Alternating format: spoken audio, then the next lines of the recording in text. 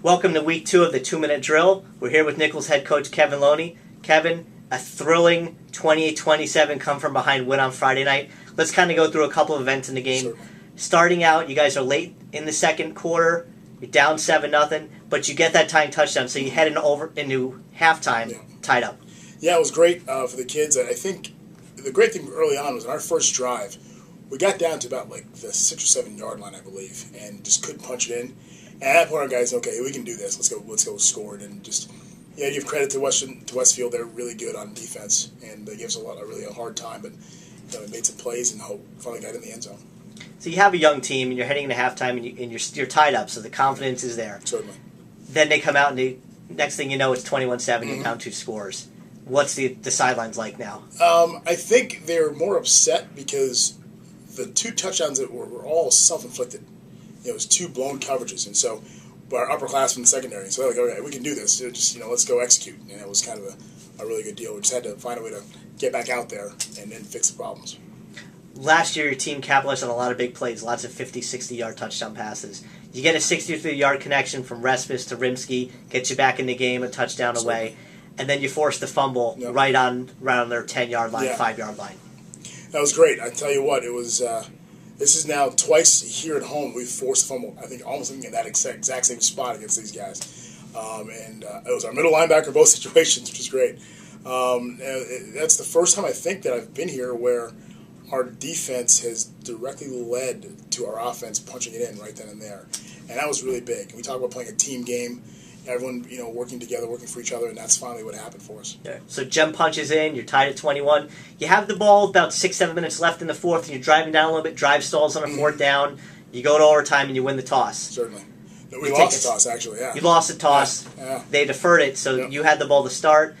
You have a fumble, you take a sack, you're 3rd and 17, you're at the 32, and then Respis finds Rimsky in the end zone for the touchdown. That's going to be a pretty good connection there. It's going to be a good little alliteration for us, hopefully the rest of the season. That was just a great play. Dylan, they made an adjustment on the field and saw something that was happening coverage-wise, and there's a lot of communication. And next thing you know, the good guys make a play. So I was really happy that happened for our kids. They needed it, a little confidence, because the last time we were in overtime, we turned it over in overtime. You really can't do that. So they're making gains, they're making strides.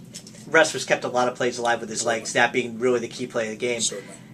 And then your defense goes out there, and right away it looks like you're going to get the stop. You get them 3rd and long, I think it's 21, and they convert it, so they're 1st and goal. They go in to tie it, and then they decide to go for 2 instead of the field goal, or the extra point. It's funny, until yesterday, I really didn't put myself in their coach's shoes. You have 21-7, and they come all the way back on you. I understand why they went for 2. The momentum's not in our favor.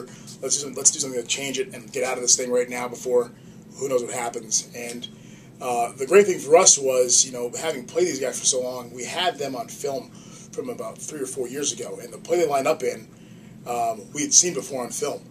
And so I called timeout, reminded our guys, thought they were going to run the same play the next play. They didn't. But they had a lot of issues in terms of operation. They had 9 guys on the field, had a guy running on. It was a really weird situation. But thankfully, the ball bounced our way. The guys tried to get after the quarterback a little bit and had to make a perfect throw, which he couldn't make. And their guy who was a quarterback, not a receiver, couldn't make a perfect catch. And we're 1-0. I'll take it. That ball hits the ground.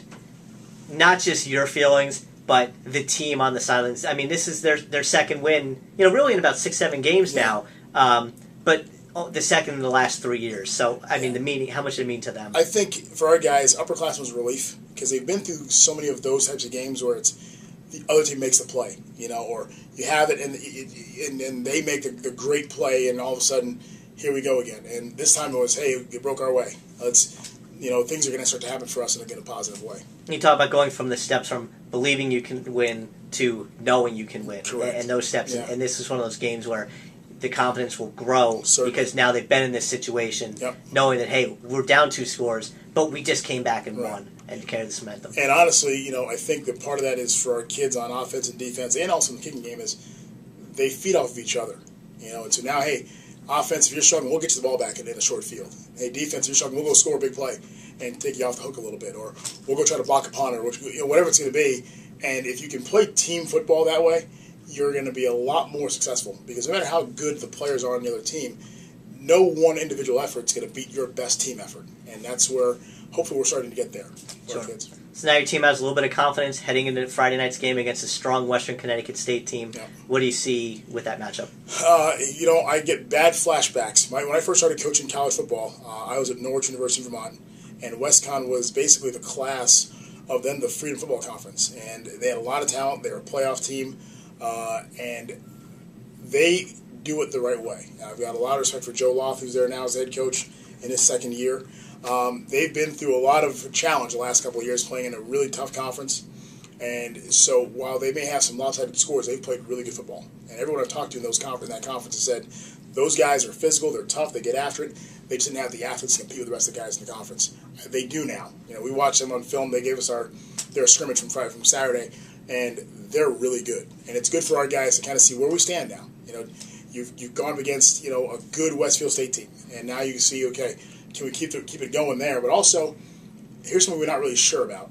Can we go out and play our best football and see what happens? And that'd be a good springboard for us. We've got to go out and handle them. They're a totally different philosophy than Westfield State. They're a spread offense. They have some great backs and a great quarterback who was Rookie of the Year in the New Jersey Athletic Conference. So we've got to get our hands full there.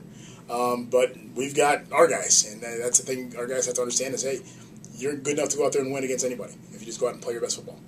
Without giving away any secrets, what sort of adjustments might you make this week coming off the Westfield game heading into this one? The biggest thing for us, I think, is, we came in on Sunday and watched the film with our guys, and it's just the mistakes that made that game closer than it needed to be. Blown coverage here or there. We can't afford that because now it's on film.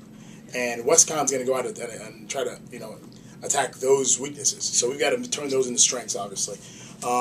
Westcon, it looks to me, I can't really tell on film if they're no huddle or not. I mean, I'm going to assume that they are because most of our teams now are no huddle. And so that's a different thing for us now, whereas now we've got to really be able to handle tempo and conditioning and all that stuff. And so it's a new challenge for us this week. Hopefully we can rise to the challenge. Fans, the game starts at 7 o'clock at Vendetti Field. You can also log on to nicholsathletics.com to follow the Bison throughout the season and for updates throughout the week. Thank you, Coach Loney. Perfect. Thank you.